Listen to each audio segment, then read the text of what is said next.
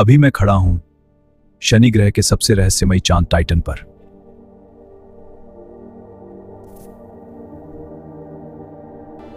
यहां नदियां भी हैं, झीलें भी हैं, लेकिन पानी की नहीं, मीथेन की।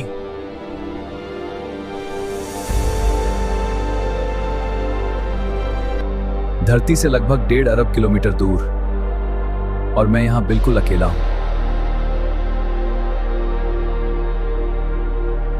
यहां का तापमान -180 डिग्री। एक गलती और सब खत्म है। लेकिन वैज्ञानिक मानते हैं टाइटन पर जीवन की संभावना हो सकती है। रुको, वो सामने क्या हिल रहा है? अगर तुम भी जानना चाहते हो कि टाइटन की झीलों में क्या छिपा है, तो इस मिशन को यहीं मत छोड़ना।